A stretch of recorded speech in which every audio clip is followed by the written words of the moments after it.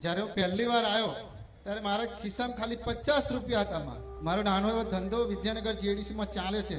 હું ભાડે આપી દેવા ફરતો હતો. છેલ્લે અહીંયા આવ્યો. મારો જે ધંધો એ તમારી કૃપા અને આશીર્વાદથી ચાલે છે.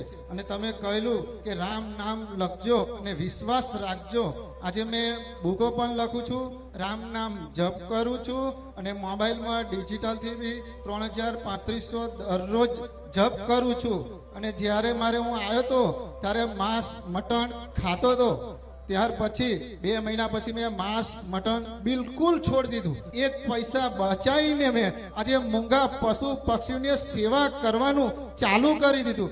અને આજે ચાલુ કરતા કરતા મારી કુળદેવી બહુચરના મારી બહુચર જાગૃત થઈ ગઈ. બસ મારે બીજું કોઈ ના જોઈએ.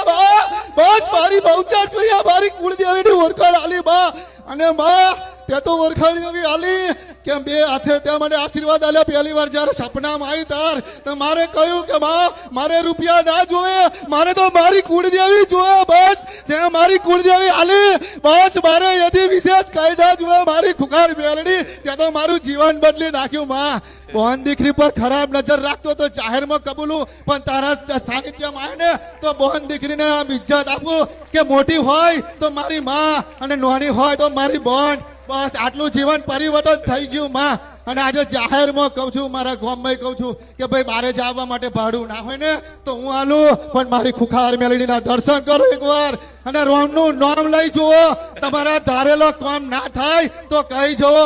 આજે વગર માગે મારી પૂરું કરે છે. બસ મારે બીજું તો શું કેવું, ભક્તોને એટલું જ કેવું કે વિશ્વાસ રાખજો. આજે વગર માગે મારા ઘેર અજવાળા થાય છે. બસ રામ નામ જપતા રહો. તારો ભાવ જોઈ, તારી વાત સાંભળી મને માતાને હરખના આંસુ આયા. કેમ કે મારું લક્ષ્ય શું છે?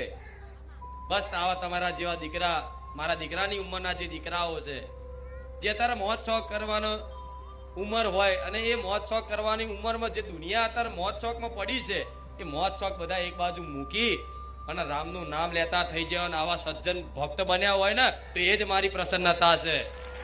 એ જ મારું લક્ષ્ય છે. એ જ મારું લક્ષ્ય છે. એટલે મને માતાને આનંદ થાય છે કે આજ મારું લક્ષ્ય લઈને જે હું લક્ષ્યથી ઉતરી છું, મારા ભગવાને મને જાગૃત કરી છે, એ લક્ષ્યમાં તમારા જેવા દીકરાઓની વાત સાંભળી અને મને માતાને ખૂબ હરખ થાય છે કે આજે મારા રામનું નામ પ્રદાન કરવાથી લાખો લોકોની અંદર પરિવર્તન આવે છે. લોકો માંસ મટન દારૂ છોડી અને પશુ પક્ષીની સેવા કરતા થઈ ગયા છે. બસ એ જ મારી ખુશી છે અને એ જ મારો આનંદ છે. ભલે ખૂબ રામ, ખૂબ આશીર્વાદ. આવીને આવી ભક્તિ તમારી સદા બની રહે. રામ રામ.